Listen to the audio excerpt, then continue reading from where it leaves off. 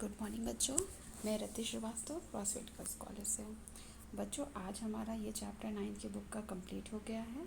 आज मैं आपको फर्स्ट चैप्टर बही खाता या पुस्तपालन का अर्थ, उद्देश्य, लाभ तथा प्रणालियों की नोट्स दूंगी। बच्चों, इस चैप्टर को क्वेश्चन आंसर में ना करके आप इसके नोट्स बना लीजिए। नोट्स बनाने के लिए बच्चों, जिस टॉपिक को मैंने अंडरलाइन किया है उसे आप अपनी कॉपी में नोट कर लीजिएगा। सिर्फ अंडरलाइन किए हुए सेंटेंस को ही कॉपी में नोट करना है, उसके अलावा कुछ भी नहीं। इसमें सबसे पहली हेडिंग आती है पुस्तपालन का अर्थ। उसके बाद बच्चों नेक्स्ट है पुस्तपालन की परिभाषाएं। परिभाषाओं में आपको जे.आर. बॉटली बॉय के अनुसार और स्पाइसर एवं पैडलर के अनुसार लिखना है। जब ये हो जाए तो उसके बाद हमारा नेक्स्ट टॉपिक आता है बही खाता के मूल्य तत्व तथा विशेषताएं। इन विशेषताओं में पहला पॉइंट आप लिखेंगे वित्तीय व्यवहारों का लेखा, दूसरा वित्तीय घटनाओं का लेखा, तीसरा मौद्रिक रूप में लेखा, नंबर 4 निश्चित प्रणाली के अनुसार लेखा, नंबर 5 निश्चित लेखा पुस्तकों का प्रयोग, नंबर 6 निश्चित नियमों व सिद्धांतों का पालन और नंबर 7 विज्ञान तथा कला।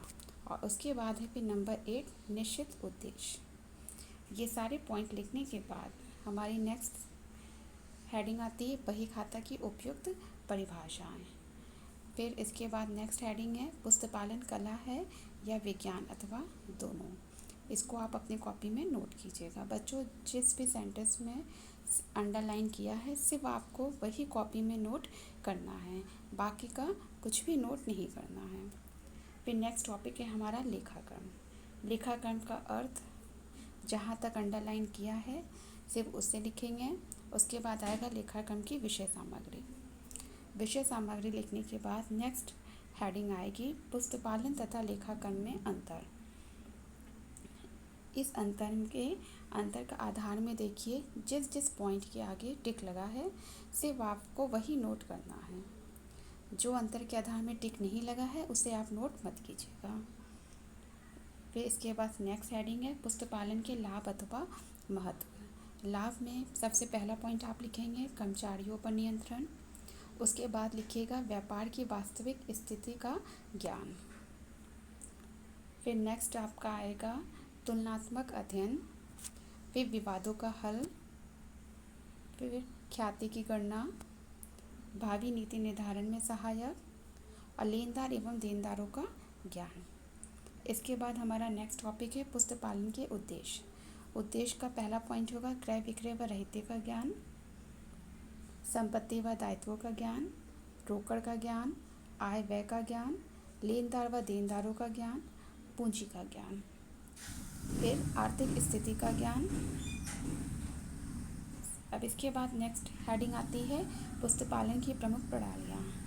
इन प्रणालियों में रोकड़ लेखा प्रणाली, इकहरा लेखा प्रणाली, दोहरा लेखा प्रणाली और भारतीय बहीखाता प्रणाली के बारे में लिखेंगे। फिर नेक्स्ट है आदर्श बहीखाता प्रणाली की विशेषताएं। इन विशेषताओं में पहला पॉइंट आप लिखिएगा सरलता, फिर सेकंड है शीघ्रता, नंबर 3 पूर्णता,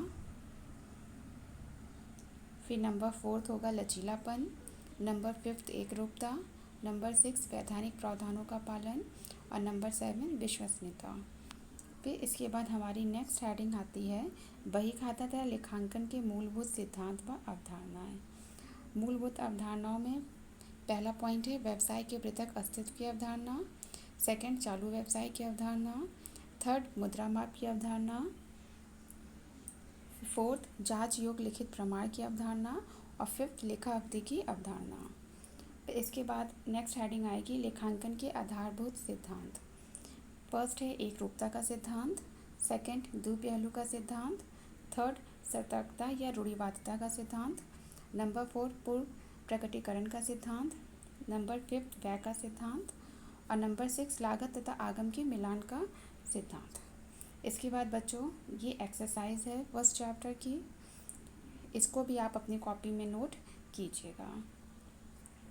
और बच्चों ये ध्यान रखिएगा जितनी भी सेंटेंस के नीचे मैंने अंडरलाइन किया है आपको सिर्फ वही अंडरलाइन किया हुआ की हुई लाइन को ही नोट करना है, बाकी कुछ भी आपको अपनी कॉपी में नोट नहीं करना है। यानी कि जितने भी सेंटेंस हैं या पैरा है जिसको कि मैंने अंडरलाइन किया है, आप सिर्फ उतना ही अपनी कॉपी में नोट कीजिएगा और क्वेश्चन आंसर ना लिख करके इसको हेडिंग वाइज इसकी नोट्स बनाइए। बाकी अगर बच्चों वीडियो में या किसी पढ़ने में कोई दिक्कत हो रही हो तो प्रीवियस वीडियो को या इस वीडियो को एक बार फिर से देखिएगा। थैंक यू बच्चों।